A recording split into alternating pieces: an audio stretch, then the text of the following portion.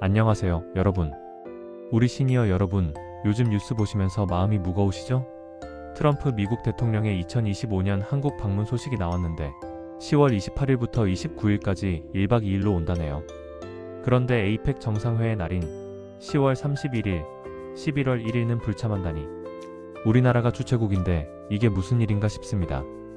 오늘은 이 소식을 중립적으로 살펴보고 우리 경제와 외교에 미칠 영향, 그리고 우리 시니어 세대의 지혜로 어떻게 헤쳐나갈지 이야기 나눠보겠습니다. 트럼프 한국 방문, 에이펙 2025 불참, 미중 정상회담 우선. 키워드로 검색하신 분들 끝까지 함께 해주세요. 댓글로 여러분 생각도 들려주시고요. 자, 시작해볼까요? 먼저 트럼프 대통령의 전체 일정을 보죠. 10월 26일부터 27일까지 말레이시아에서 아세안 정상회의에 참석하고 이어 27일부터 28일까지 일본으로 이동해 미일 정상회담을 합니다. 일본 요미우리 신문 보도에 따르면 28일에 신임 일본 총리와 만나 무역 안보를 논의할 거예요. 그리고 28일 오후 김해공항으로 한국 도착, 경주에서 1박하고 29일 바로 출국한다네요. 이 짧은 일정 속에 한미 정상회담과 미중 정상회담을 소화할 계획입니다. 시진핑 중국 국가주석과는 29일 경주에서 만날 가능성이 크고요. 특히 기업인들이 재용 정의선 회장과는 만난다네요. 현대 삼성한화 투자 논의로 보이지만 정상회담은 어떻게 될까요? 여기서 걱정되는 건 에이펙 정상회의를 완전히 건너뛰는 겁니다. 우리나라가 20년 만에 주최하는 중요한 모임인데 트럼프 대통령이 안 오면 시진핑 주석도 따라 안 올 수 있어요. 나무위키와 서울신문 보도처럼 미중 회담이 우선되면서 에이펙 본행사가 축소될까 봐요. 여러분, 우리 시니어 때처럼 국제 모임이 이렇게 줄다니. 안타깝지 않으신가요? 시진핑 주석 일정도 트럼프와 연동돼 보입니다. 트럼프가 29일 미중 회담 후 떠나면 시진핑 주석도 29일이나 30일에 한국을 떠날 가능성이 높아요. 동아일보와 머니투데이 보도에 따르면 시진핑 주석은 에이펙 폐막 11월 1일까지 머무를 수 있지만 트럼프 불참으로 동반 불참할 수 있답니다. 일본 일정은 더 눈에 띄어요. 트럼프 대통령이 27일, 28일 미일 정상회담을 하면서 하룻밤 묵고 오는데 이는 우리나라보다 우선순위가 높아 보이네요.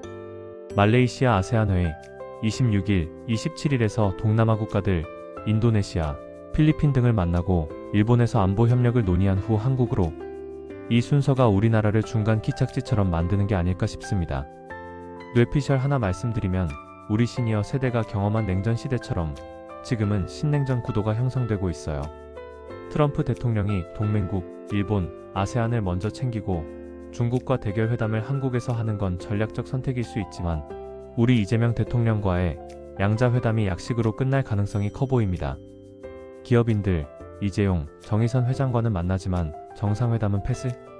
이게 관세 협상 3,500억 달러 규모와 동맹 관계에 어떤 신호일까요?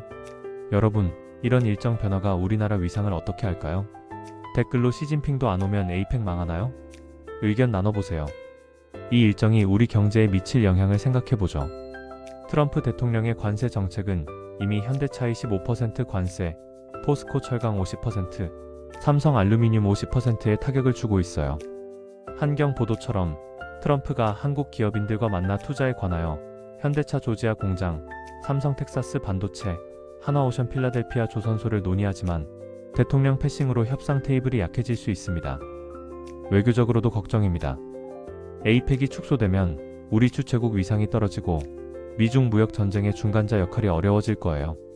뇌피셜로 우리 시니어 때처럼 한미일 동맹을 강화하려면 일본 우선 일정이 오히려 기회일 수 있지만 중국과의 균형이 깨지면 북한 문제도 복잡해집니다.